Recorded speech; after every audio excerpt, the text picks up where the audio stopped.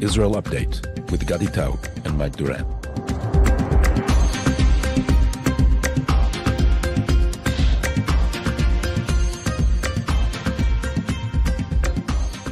Hello and welcome to Tablet's Israel Update. It's 241 days since this war began. We are recording on a Tuesday.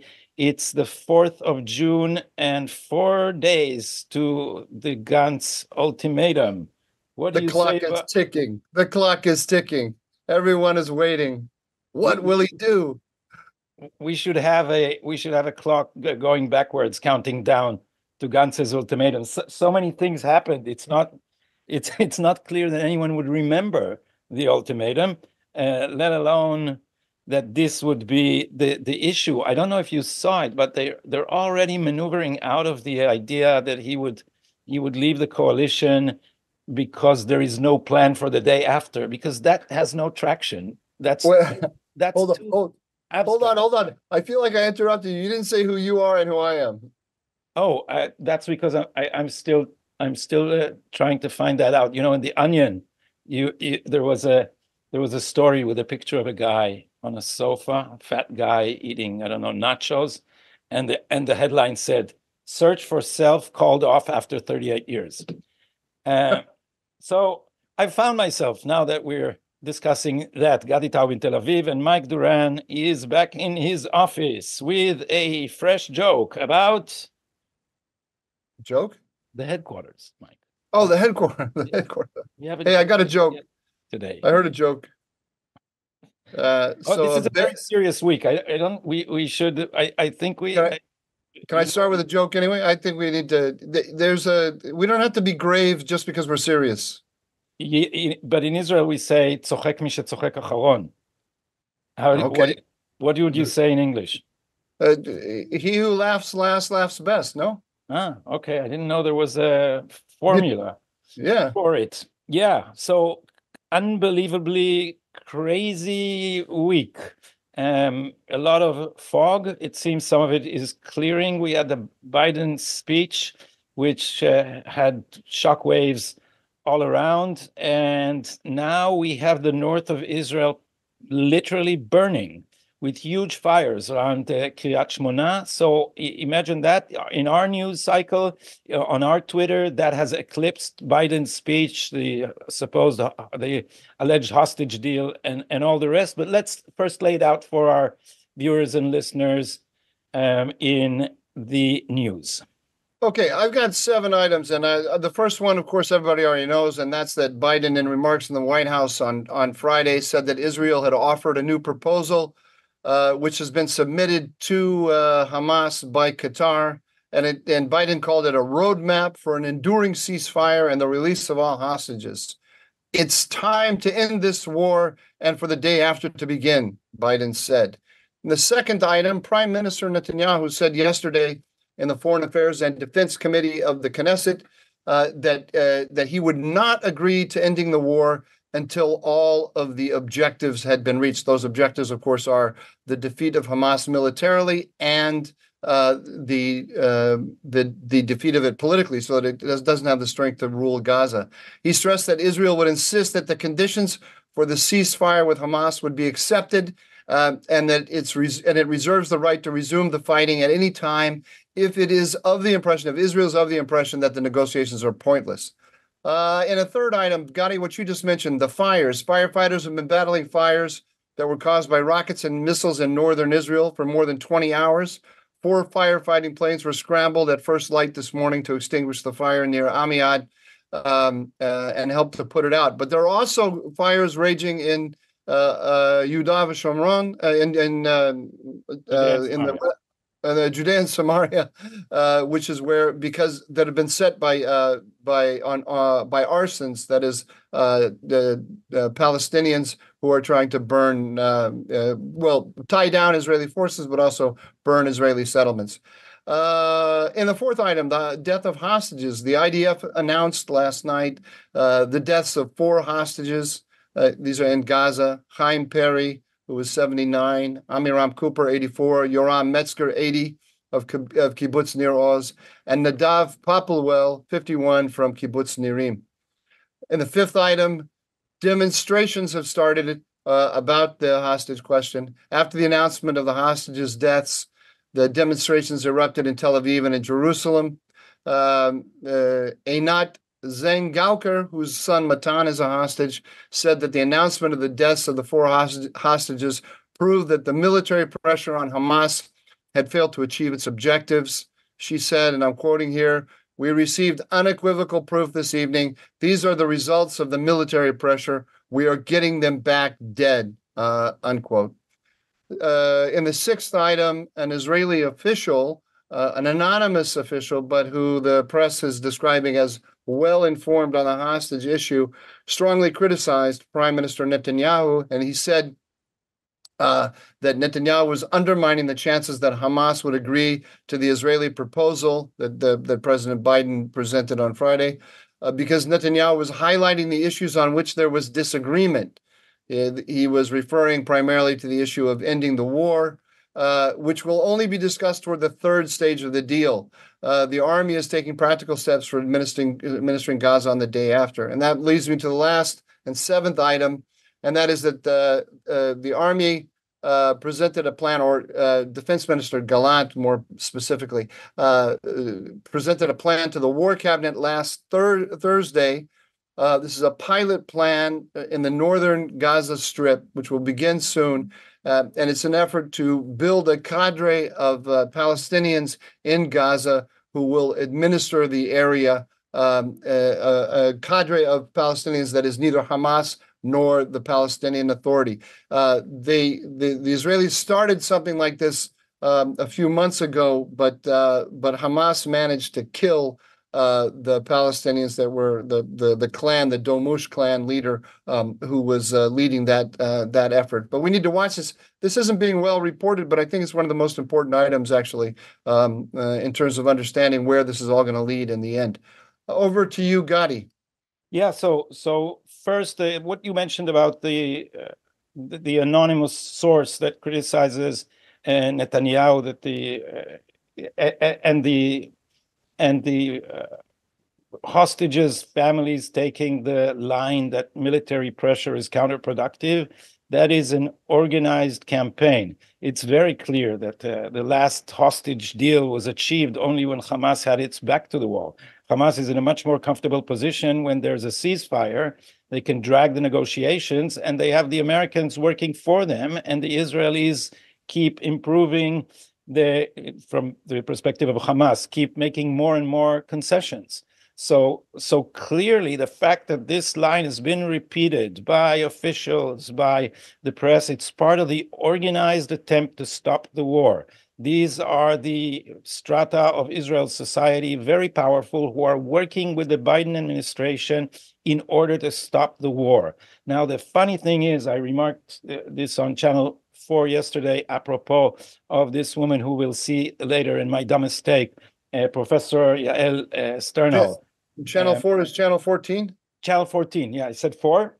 Yeah. Well, I'm slightly British. And so my comment was that they think that they're working with the Americans to achieve the same goal. What they have in mind, what the left here has in mind, is they think that if Israel does not win this war and will be weakened and chastened, and we will still have Biden in the White House willing to pressure Israel, then there would be a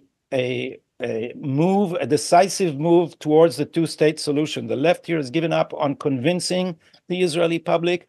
It's given up on democracy in general, and it now yearns for American imposition, for the adults in the room to make the right move and then impose peace on us.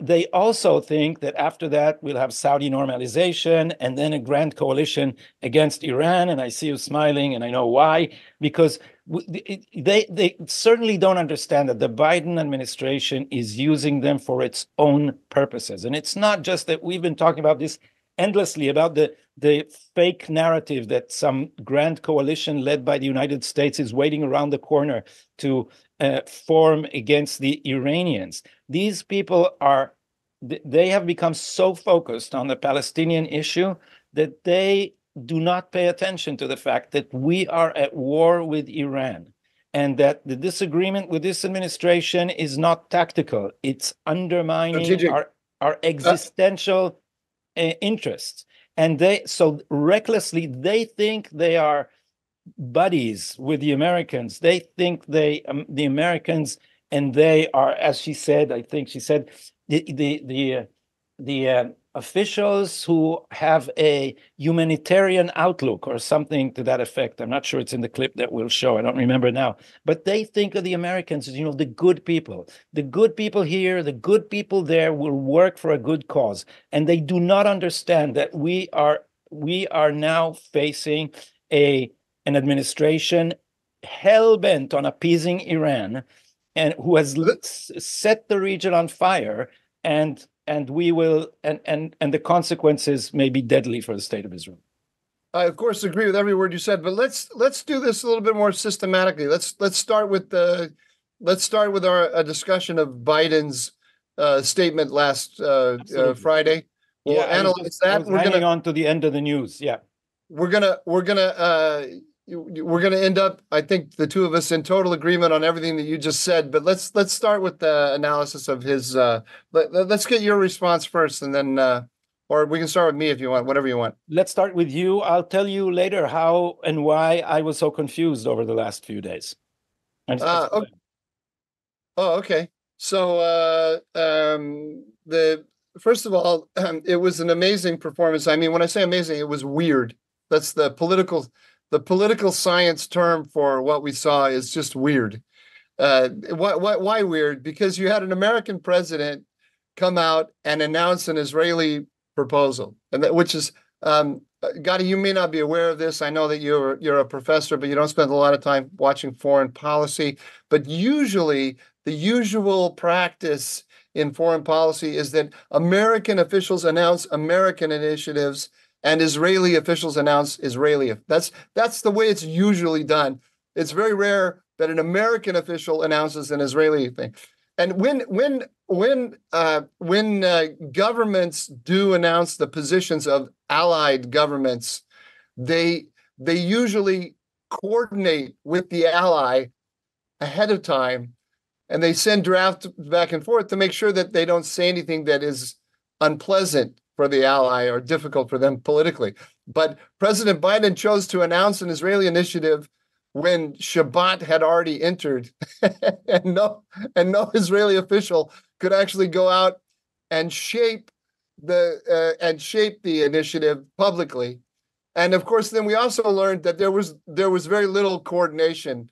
The Biden administration gave a very, very short heads up to the Israelis that the statement was coming, and they of course notified Gantz and Gallant before they notified anyone close to the prime minister, who's the guy who's on the hook for the whole thing. So there was this kind of disingenuous. And not only that, it looked, and this is why it looked weird to me, even from just a TV drama performance perspective.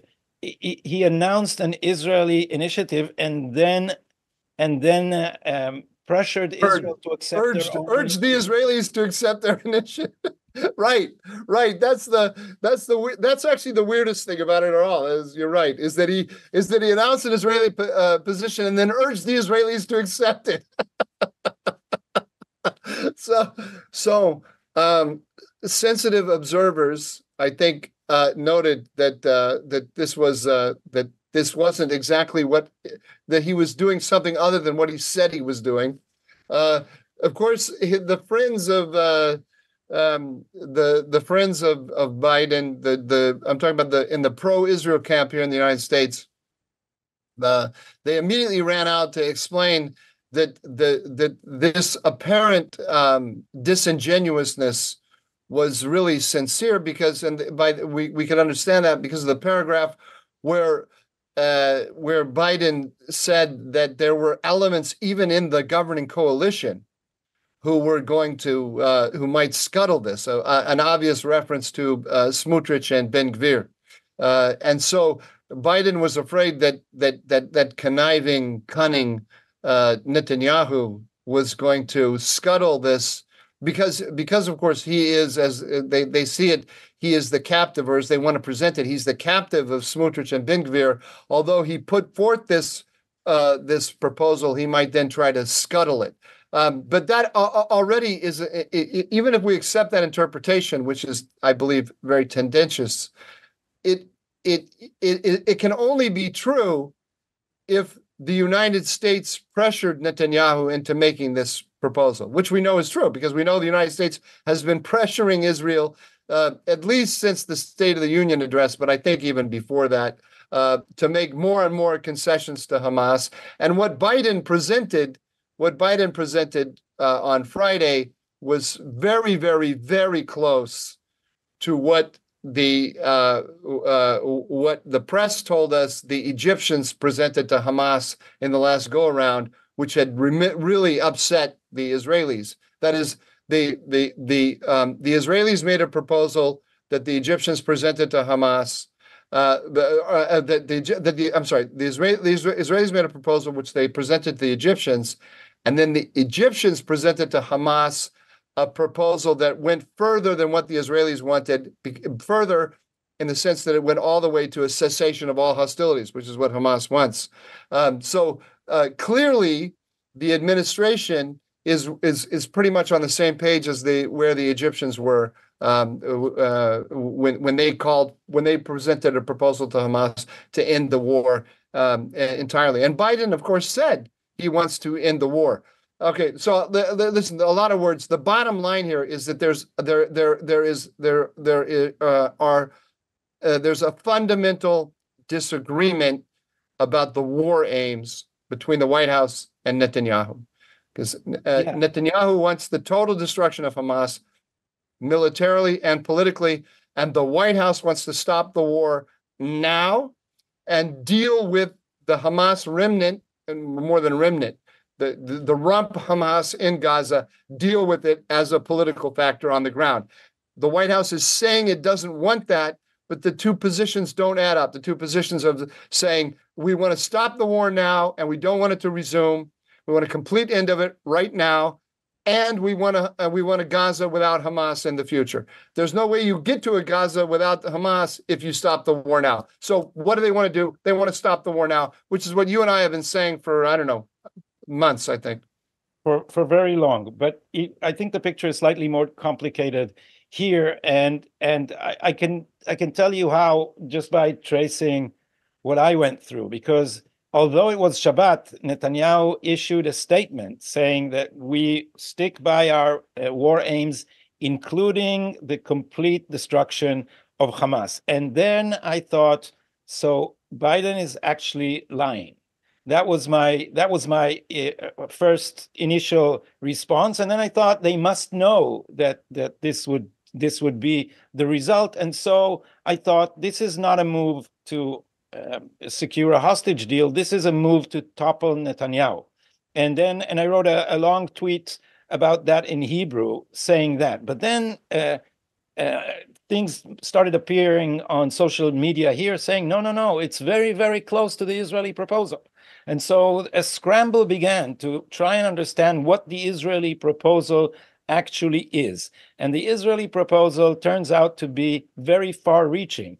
It includes a 6-week ceasefire to begin with in stage one in return for 33 hostages, apparently also some of them not alive. So Israel has also made another concession saying that not all hostages that we will get back would actually be alive. And then after this phase one, there's a second phase, which would be a negotiation about the return of other hostages. And there are other provisions. There were different versions in the press.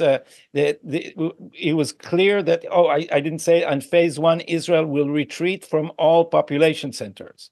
So it began to look like Israel was making concessions it will not be able to bounce back from, because if after all that we have a phase of negotiations, people started saying, well, we won't be able to resume the war. After 6 weeks, an increase in aid, retreat of IDF from population centers. It was not clear if Israel agreed to the return of whom to where. Apparently, there was some statement that said that returning populations will be screened for terrorists. But there began a virtual hysteria on the right-wing feed, saying this is a surrender. This is a surrender to Hamas because we will not be able to renew the war effort, despite the army staying on the Philadelphia corridor and the Netzarim line corridor, the Netzarim route that separates the Gaza Strip into two just south of Gaza City. So people started saying this is defeat, and even on the left there was a very long article by Professor Azar Gat, who is an important guy because he is probably Israel's most prominent military historian. He's not a historian of the Israeli military. He's a historian of the military in general. And he said, let's not delude ourselves. If we make these concessions to Hamas, we will not be able to root them out. I didn't see that article. Where did that appear? It appeared actually on N12. And that's funny. N12 is the left-wing Channel 12 outlet. And that's weird because people ask, how come this sounds like the position that we are hearing that Smotrich and Ben-Gvir are taking. How come this appears from a leftist on N12? And apparently, this can be funny, but maybe it's actually true. You know, the whole Biden thing was coordinated clearly with the anti-Netanyahu protest. And how do we know? Because the professional protesters, Shikma Bresler and all that, started calling this the Netanyahu offer. She actually wrote a tweet saying, Bibi, don't walk out on the Netanyahu offer. So they were coordinated with Biden. And then you could see the people from Brothers in Arms, known in the United States as Brothers and Sisters in Arms, saying, Biden calls, we report to duty. They actually said that. So, and then there was supposed to be a huge demonstration, but there wasn't a huge demonstration. So it was clearly coordinated with these guys. And my guess, it might be taking this too far, that N12, with their anti-Netanyahu instinct, said, oh, it's the Netanyahu deal, let's attack it. Let's attack it from the right too. But anyway, they published this piece by Azar Gat, who said, the minute we lose control of all the borders, Iran will resupply Hamas. There will be a greater monster there. And I don't remember if he said that or it was someone else, but it was going around in Twitter, people saying, if we let Hamas stay on its feet, Yihya Sinwar for 1,000 years hence will be the new Salah ad-Din.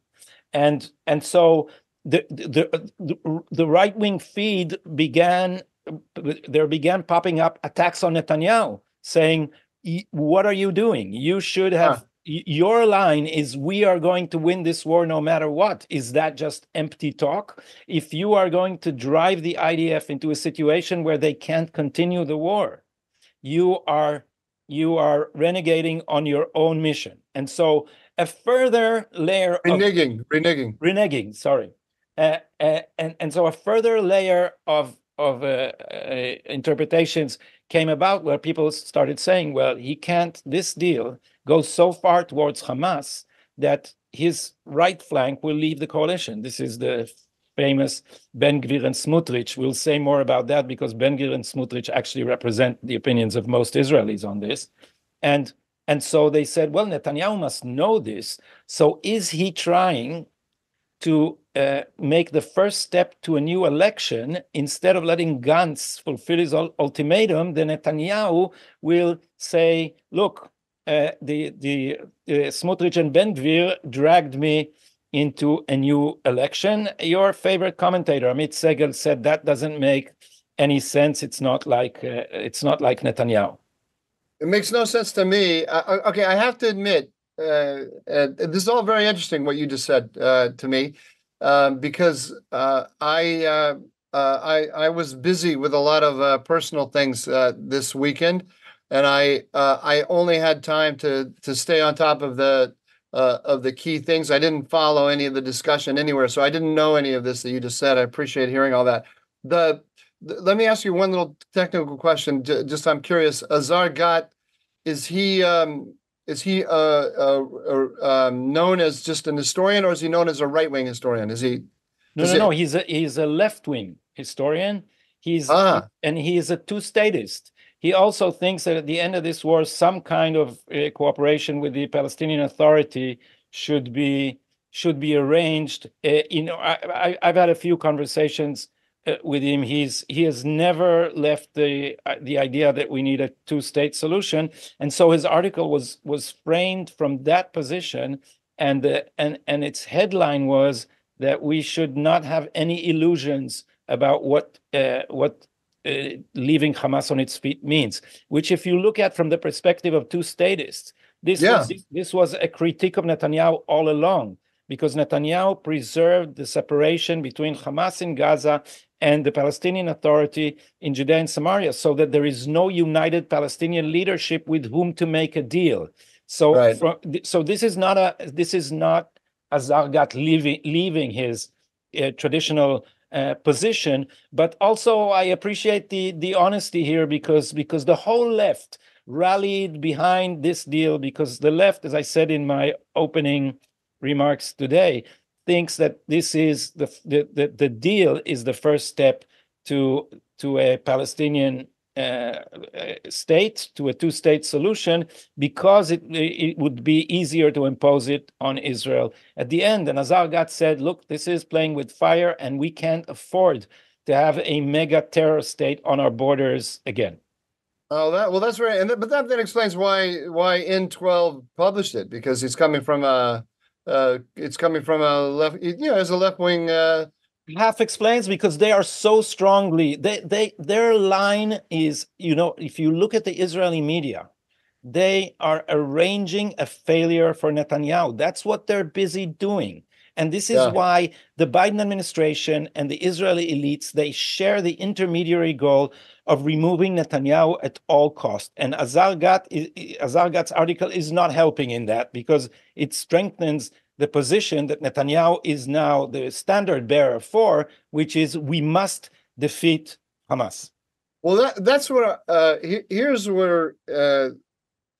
my take. And as I said, I haven't been able to follow all the commentary on this. But what you just said when you presented the people on the right are asking, is Netanyahu starting to get ready for elections or whatever? None of that makes any sense to me. On a gut level, I think that he calculates something very simple. If you look at his messaging for the last 3 months or 4 months, I don't know when, he's been unbelievably consistent, and he's remained consistent in the last couple of days of saying we're gonna fight until they are defeated militarily and politically, and there'll be no place for Hamas in the post-war Gaza, and we will continue the war to achieve that. And I think he calculates that if he insists on that through every stage of these negotiations, that we won't get from stage 1 to stage 3, that it will break down in stage 2, because he understands that Hamas is never, ever, ever going to give up all of the hostages. It never is. There's no way. This is all they have. This is their lifeline to survival, and he understands that. You can't say it because it's a very harsh and unpleasant reality for Israelis to absorb. But what the other thing he knows is that the Israeli public is 100% behind him. Not 100%, but the overwhelming majority is in agreement that Hamas cannot be left in power. And as long as he insists on that, then the deal that Biden thinks is going to happen, which is we get a 6-week ceasefire, and that inevitably leads to a complete ceasefire. That will not happen, because it will break down, because Hamas is not going to ever accept it. So I'll tell you what I got a lot of phone calls over the. Did I make sense? I think I made that sound. Yes, you did. Okay, you did. Okay. So, but I'll say what caused the turmoil on the right-wing feed, and also among some of the smartest right-wing pundits and intellectuals. And I've had many conversations over these few days, and one party is saying we will not be able to renew the war. This is an illusion. Once we give up this, get out of the population centers, stop fighting, let people return to their homes, we will not be able to renew the war, because not only will there be logistic problems, how will you renew the fight if people return to populated areas? We'll need to clear them again. It will take a long time again. It will be difficult, and we will face enormous international pressure. Once the war is already stopped, starting it again will be close to impossible. So what would be your answer? Well, first of all, I would say that it's a serious argument, and just to add to its seriousness, that is undoubtedly what the Americans are telling Hamas, or what the Egyptians are telling Hamas in the name of the Americans, or the Qataris, is they're saying, all right, you're not going to get a guarantee from the Israelis, but you're going to get a guarantee from the White House that the White House will do everything in its power to make sure it doesn't start again. And that's already that semi-American promise is already there in Biden's statement. So it's a very serious argument, but I think that the Israelis that Netanyahu just has to stick to his guns, just like he did on Rafah, right? There was an attempt to stop him going into Rafah, and he conceded to the Americans on Rafah because he didn't go all the way in. He didn't. There isn't a complete occupation. They took the Philadelphia corridor, and they're doing operations into Rafah, raids into Rafah, but they're not actually occupying the whole thing. The IDF says that's all it needs in order to complete the mission. That may or may not be true. I don't know. Let's assume that it is.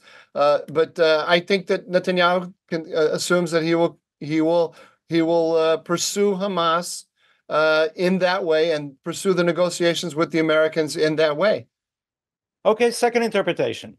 This is indeed the question. Will he or will he not be able to continue the war? Second interpretation, which you hinted at in the news, is Netanyahu is insisting now that Hamas will be defeated because he wants this deal not to come through. He assumes Hamas will not easily yield anyway. And so for him, according to this logic, this is a win-win, because he has enormous pressure from the Americans, and he has enormous pressure from the Israeli press and from the Israeli left and from the representatives of the IDF in his cabinet and from the IDF brass. I'm referring, when I say the representative of the IDF, I really mean the representatives of the Americans, the Glanzenkot faction, Gantz, Eisenkot, and Gallant, who are more or less on the same page with the Americans. And so Netanyahu will take off all this pressure for him, because he can say, look, I did my best. I went this far, and Israel can't go further than that. And there's no one to make a deal with. So internationally and domestically, he will improve his position by having earned the credit of being willing to go to an agreement. And then if the agreement is not reached, he will save his coalition, because Smotrich and Ben Gvir will not have to topple it, and he can continue pursuing the war as he thought. Why is this a second interpretation? That's exactly what I thought. That's what I just said. No, because the first interpretation assumed that he is willing to go for a deal, and then we pursue the question: what happened if the deal comes through? So it's a game of percentages.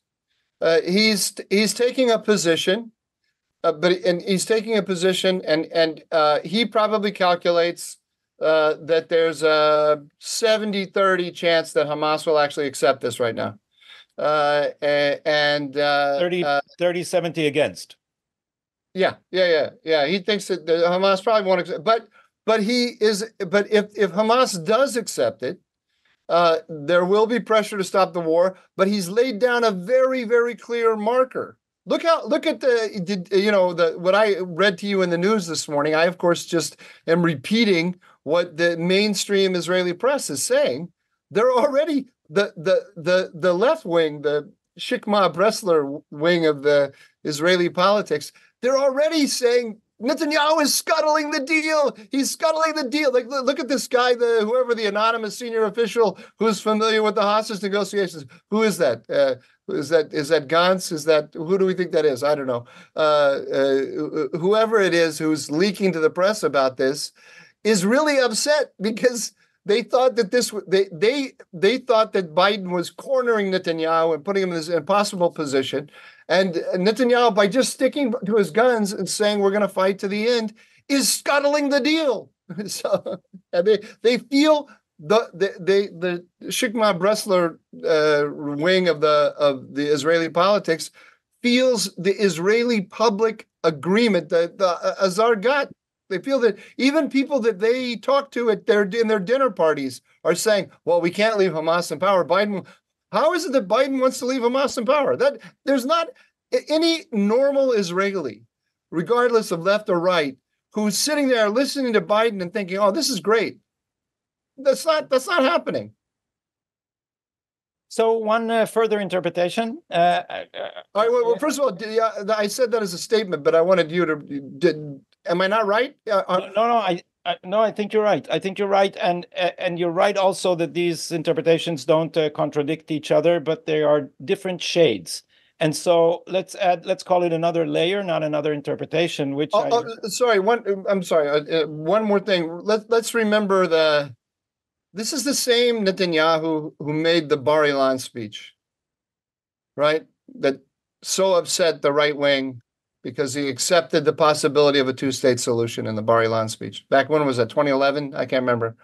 Right? He's very good at this. He goes as far as he could possibly can toward the Americans, give them what they want, but insisting on key principles that he knows are unacceptable to Palestinian nationalists. This is a classic Netanyahu. This is his line. So the further thing I wanted to add has to do with what's happening in the north, and I'm not sure, I can't quote him on the record. It's a mutual acquaintance of ours who's also a historian. It's not a Zargat, who said, "Look, it's not even up to Netanyahu to stop this war. He will not be able to, regardless of what's happening in the coalition, because."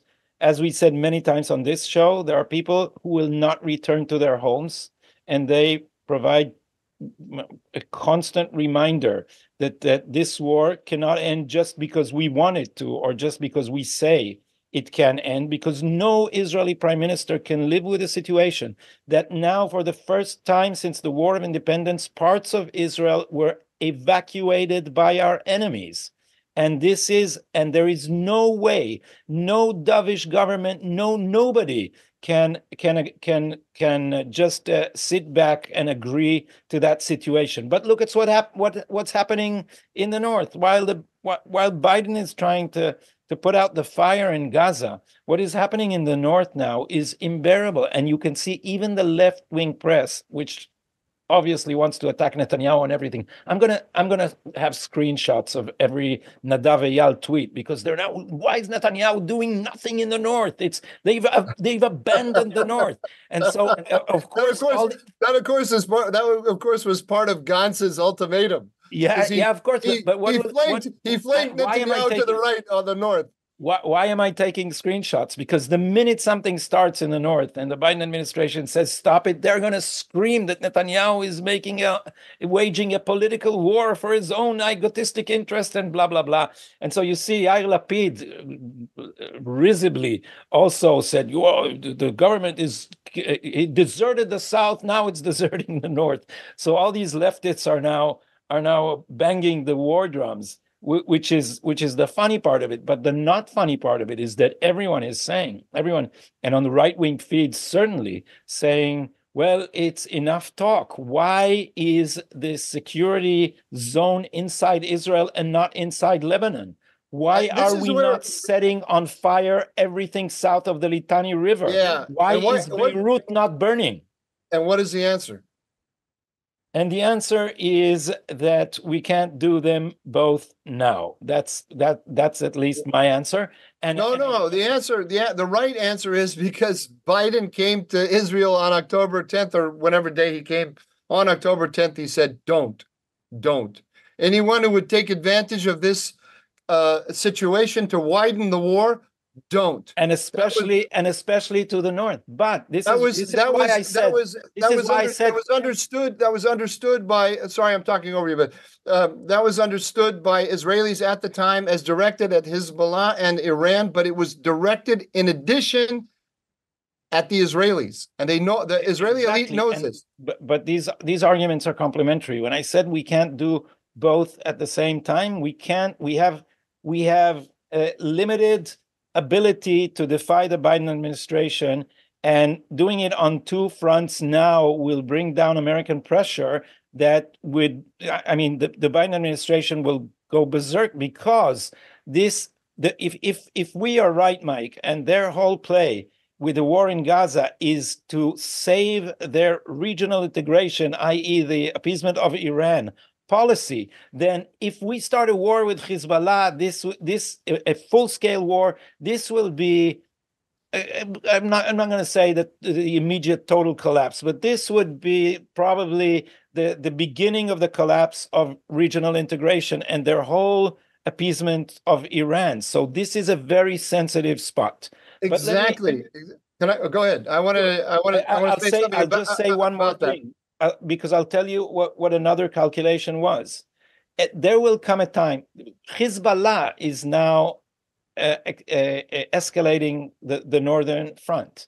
There will come a time when no Israeli prime minister would be able to not escalate in the north. Now, what I think they will do now, there will be no ground invasion right now.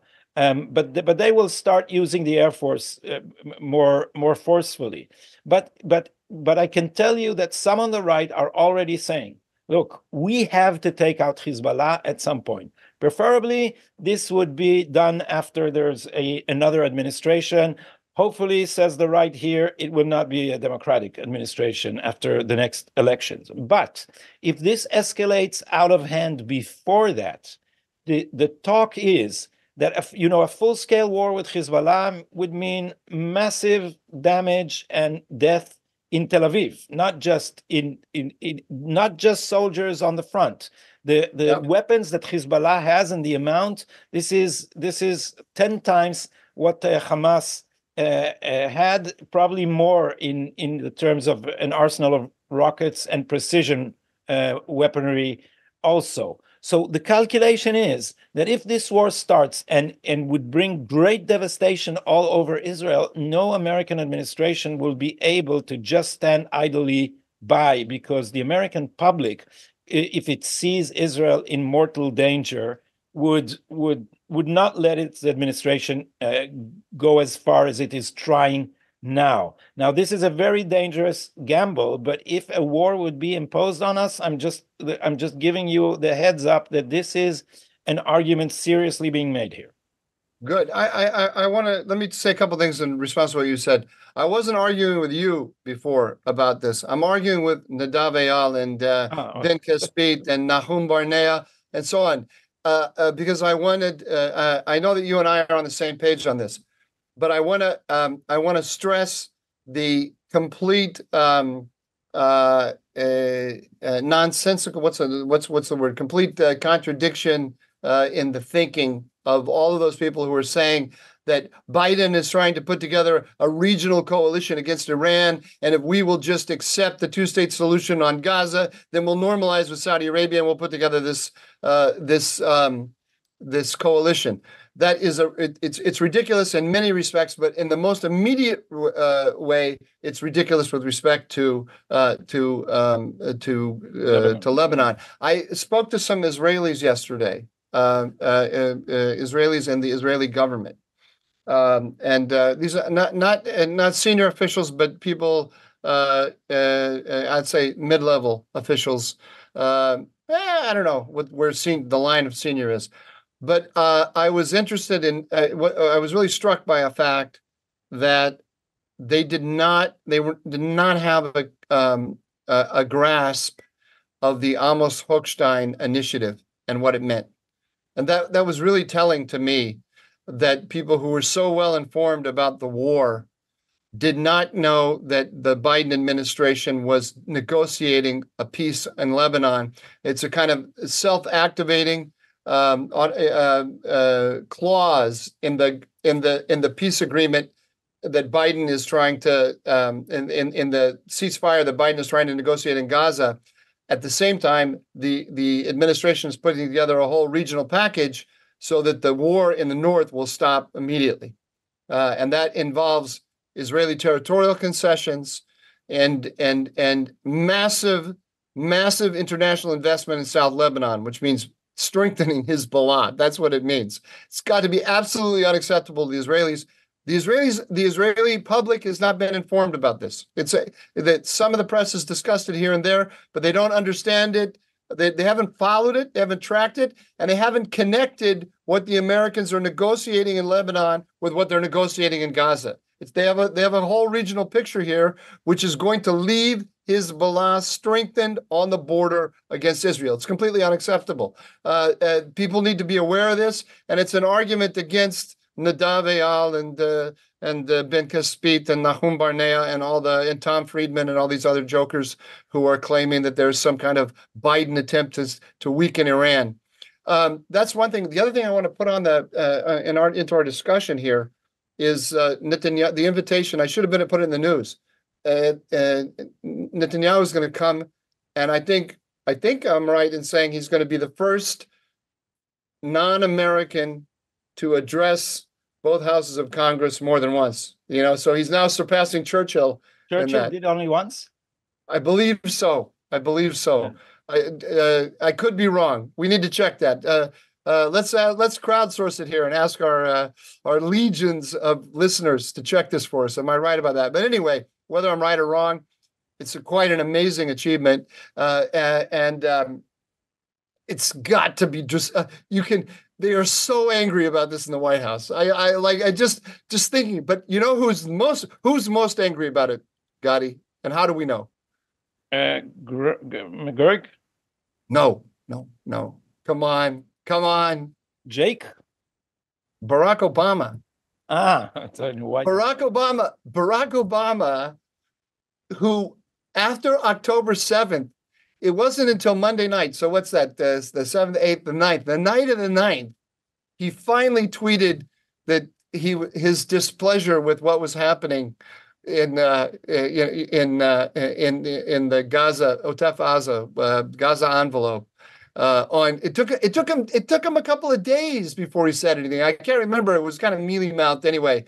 Mike, he's retired and he's out of it. He's not paying attention to politics. Have you not noticed? No, because the minute Biden made his initiative on last Friday, Obama came out and supported it immediately because it's personal for him. Boy, does he wants to bring down Netanyahu. That's what he wants to do, and that's the number one goal here.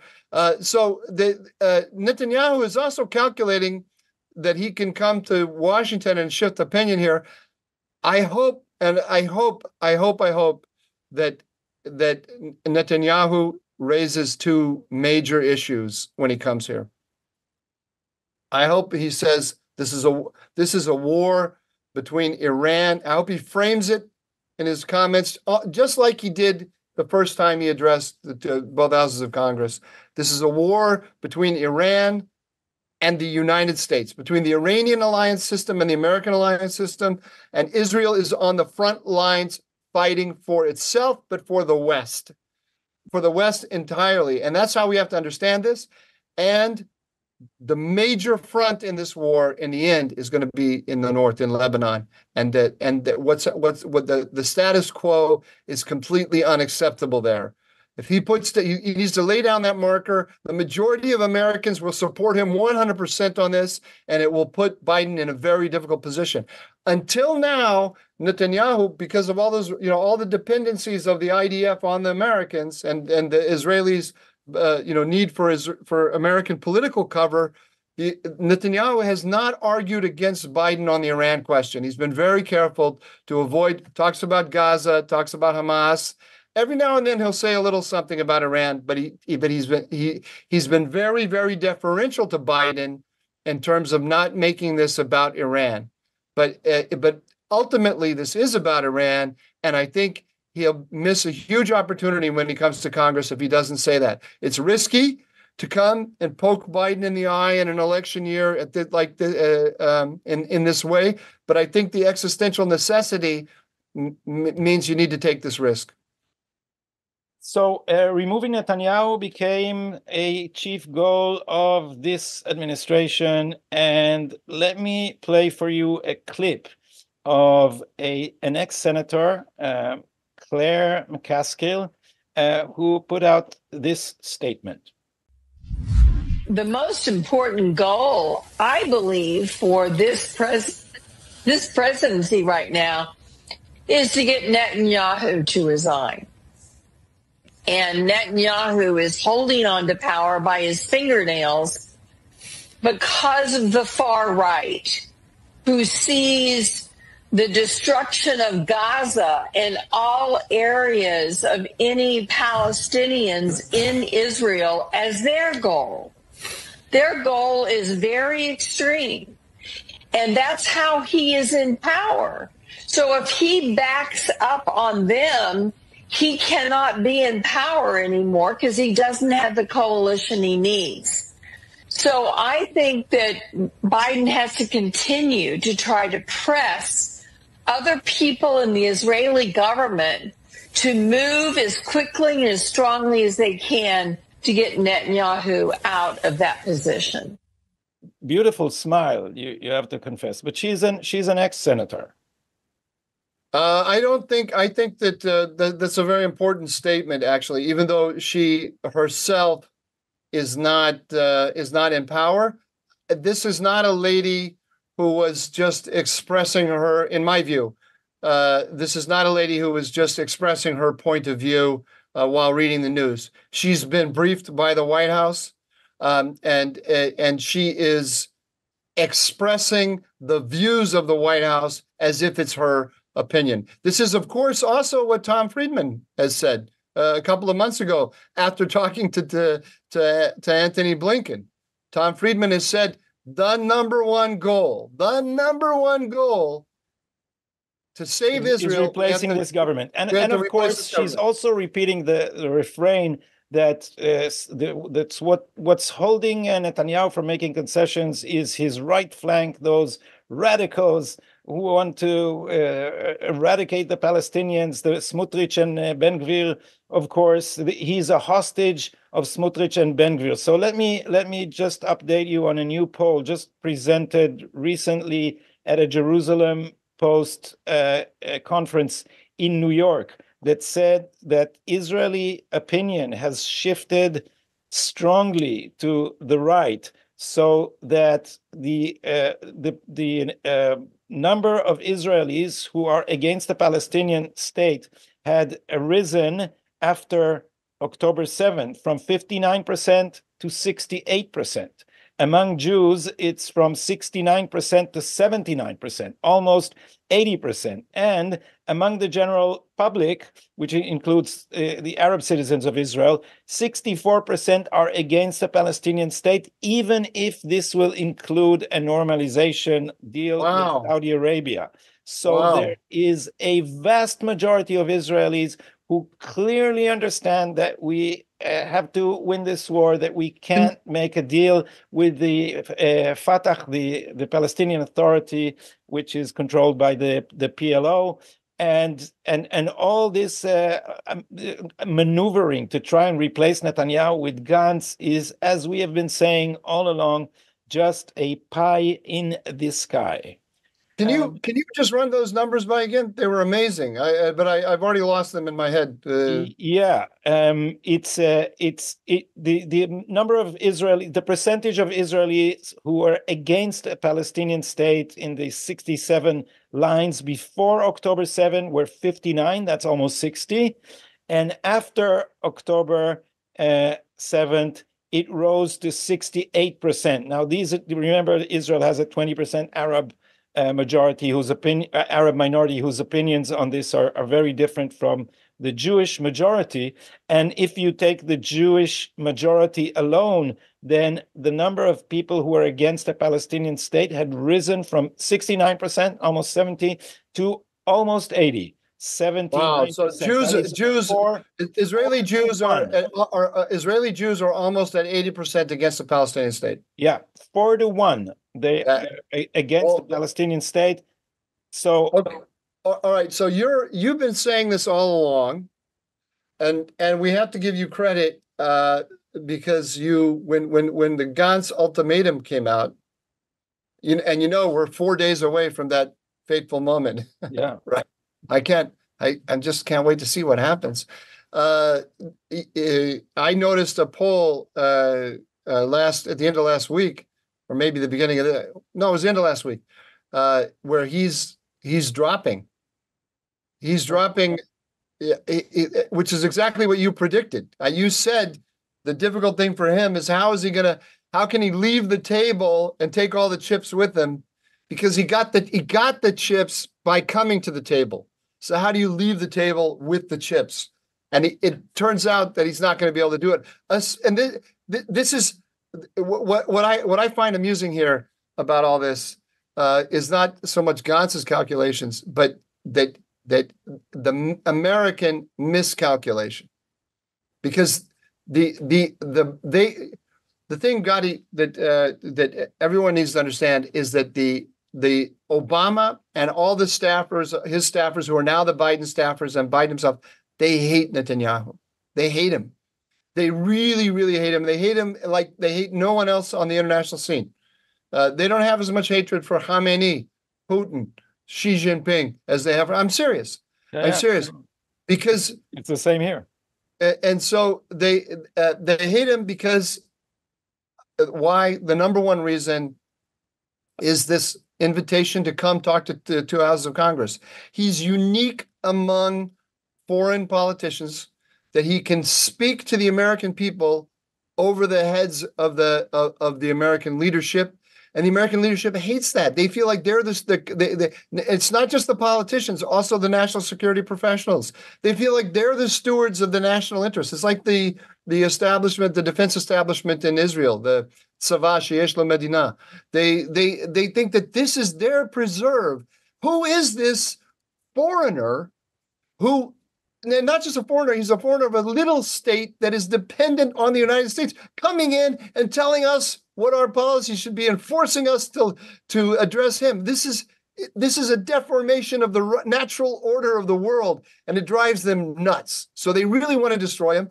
And here's the funny thing, though. They're not paying attention to this kind of poll, and they're not talking to Israelis who speak with authority to them about Israeli politics, who reflect the opinion in that poll.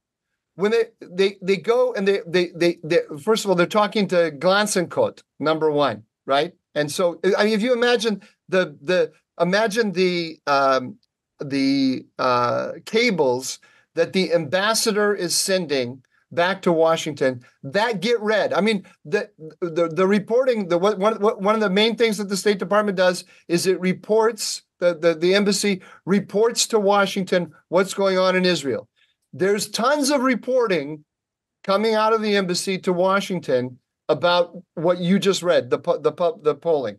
But the stuff that the senior leaders are reading, what are they reading? They're reading stuff from the ambassador when he goes and he talks to Glansenkot.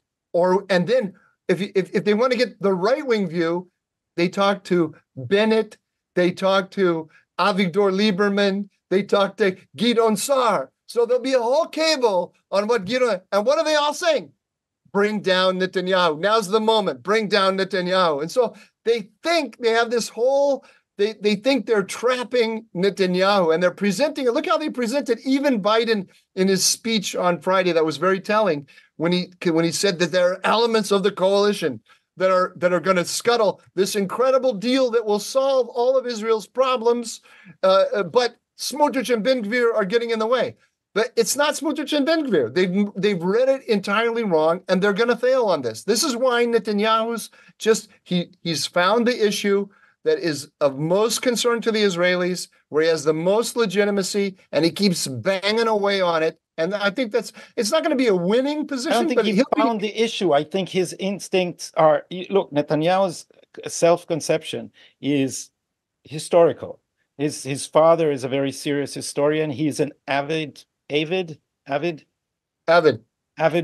I think some people say avid and some people say avid. It's like tomato and tomato. An editing program that people call avid. So I get confused at least. And Netanyahu has a historical perspective, and in his mind, his job, it's like Churchill. His job is to take the Jewish people from the 90s, where he first assumed power, to wherever he can in safety. The safety of the Jewish people is entrusted in his hands. So his sense of historical mission, it's not just he found an issue and it's an electoral thing. And whenever people say Netanyahu's personal blah, blah, blah, for a person like that, there is no difference between the personal and the historical mission. He is the historical mission that he imagines, and he cannot, this is not a burden that he thinks he can lay down. This also explains his tenacity in many respects. I have one more comment before our time is ending, before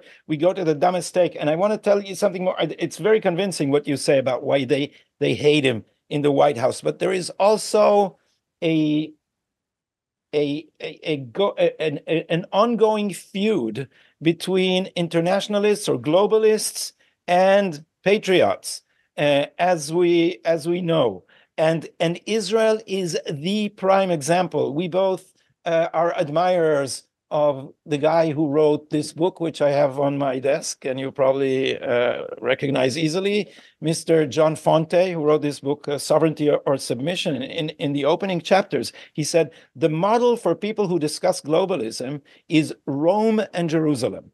Rome represents universality, the idea that under one government there will be a Pax Romana, there will be a universal peace. And on the other hand, there are the particularists and the nationalists, and they are embodied in the Western tradition, since all Westerners, Christians, and Jews alike read the Bible. This is the people of Israel are the prime example of the particularist and the nationalist. So there is the nation on the one hand and the universal on the other. And so the hatred of Netanyahu is also immersed in the hatred of the rejection of nationalism, of which Israel is an embodiment.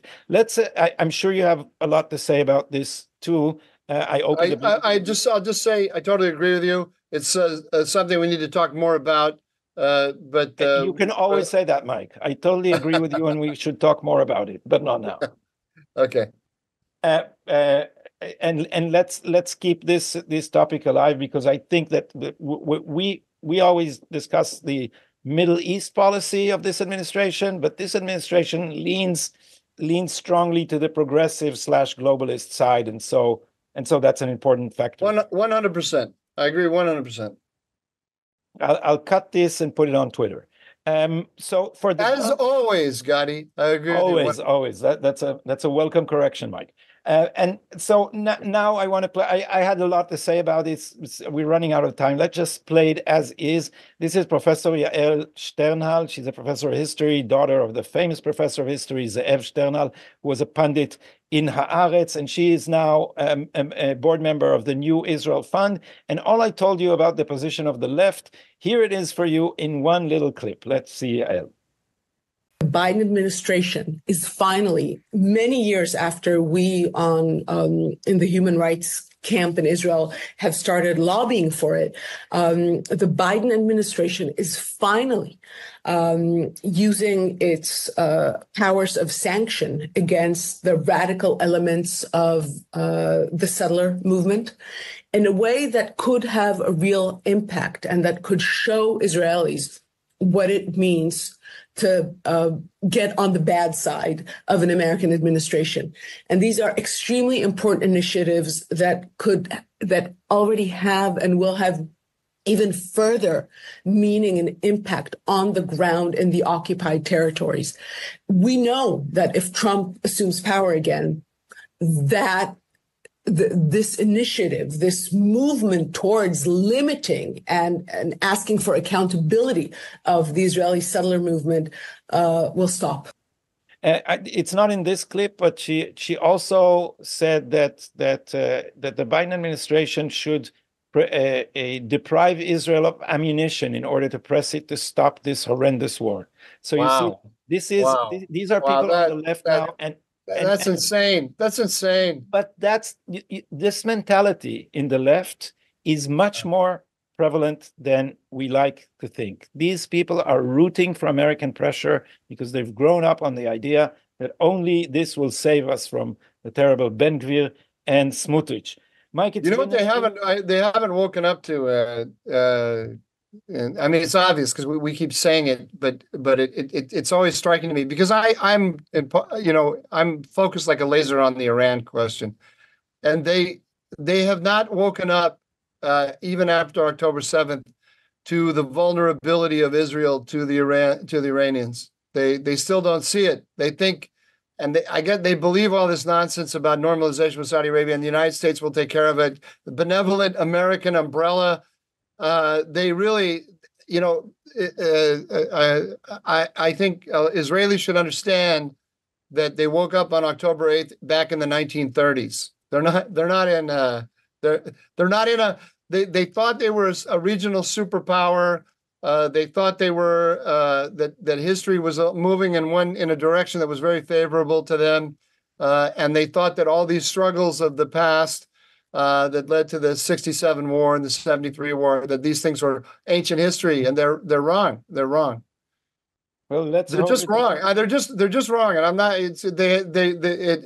It pains me to hear somebody say something so stupid. Well, the difference between the 30s and now is that we do have a state and we do have an army. Yeah, okay. It was a tendentious statement. It was a ridiculous statement in the 30s. But you're a country under existential threat is the issue. No, Mike. People are waking up from nightmares about the 30s. It's not something abstract. Some people feel that the arrow of time has been bent backwards, and certainly it has because of the horrors, and of course because of the not collapse yet, but the decline of the international order that we believed in. We are completely out of time now, and so I want to say one thing. Can I stretch our time a little bit? I have an Israeli friend. He's an American who immigrated to Israel.